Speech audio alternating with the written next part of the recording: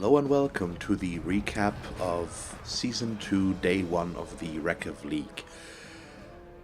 We are apparently once again a highly motivated bunch because the first match day was finished in just 4 or 5 days since the start of the league, where we would have had 2 weeks, so everybody is very motivated to play, and that makes me very happy. So let's just take a look at the teams, the schedule, and the board in general, and see who's on top right now. So first off, here are the results for Day 1. First off, we have the Greywood Guardians against Pondosaurus, where the Pondosaurus take the win with a 2-0. So Rob won against Dave there. Next up, we have the School of Hard Blocks against It's a Numbers game, so my match against Adam.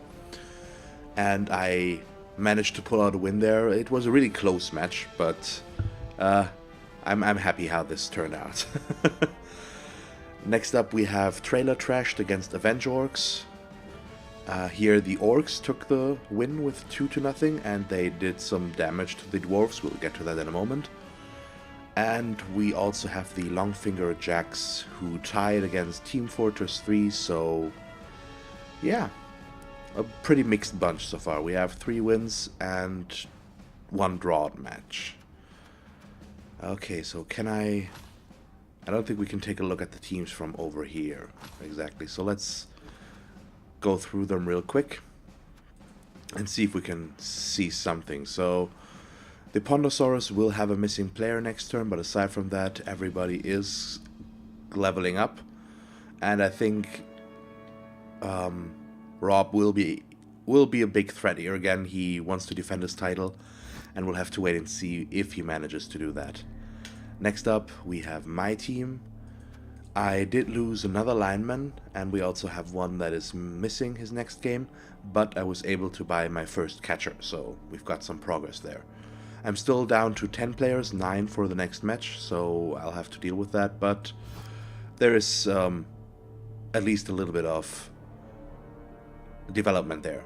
The Orcs won their first match, and okay, so he did get enough money, Aoku, to buy his apothecary. Aside from that, nothing has happened here yet, no level ups, but as you can see from the SPP, he did inflict some injuries, and we'll see about what they were exactly once we reach the dwarves. Next up, we have the humans, who already took a loss. He lost one of his catchers, and aside from that, there were no level ups whatsoever so far. Tim also lost a player, if I'm not mistaken. So for one of his blockers is out for the next match, and let's see, 1, 2, 3, 4. I think he might have lost the blitzer there if he started with 4, which he might have, or he lost the lineman. I don't know. Either one of those two. Then we've got the dwarves, who were actually hit really hard. One of their troll slayers got -1 movement allowance, and one of the runners lost a point in strength. So that's a pretty big setback for the team. And I'm interested to see if he will be able to recover from that. But they're still dwarves, so I think he can do that. They can make do with some loners, I think. The School of Hard Blocks got a level up. He beat me up pretty bad and got a lot of SPP on different players. And thanks to the MVP, his Ulf Warner leveled up and he gave him block. And last but not least, we have the High Elves, who I think didn't get any permanent injuries or level ups, so not much to report in that regard. I don't know if I'm going to do this every week, because it will be hard to keep track of the development of each team, but I at least wanted to do this for the first recap, so that you can see the first impact the match day has already had. So let's confirm the round and take a look at the pairings for match day 2.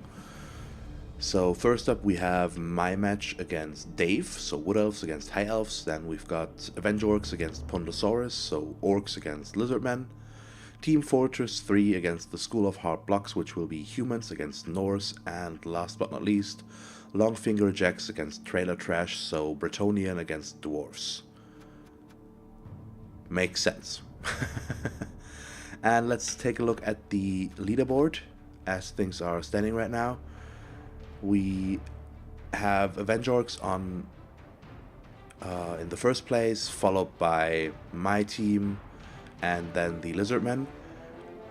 We'll have to wait and see if we will get a clear winner. I don't know what the tiebreaker here is, because there is at least not yet a real distinction here on why it should be sorted in this order. I don't know what the deciding factor here is, but we'll see about that.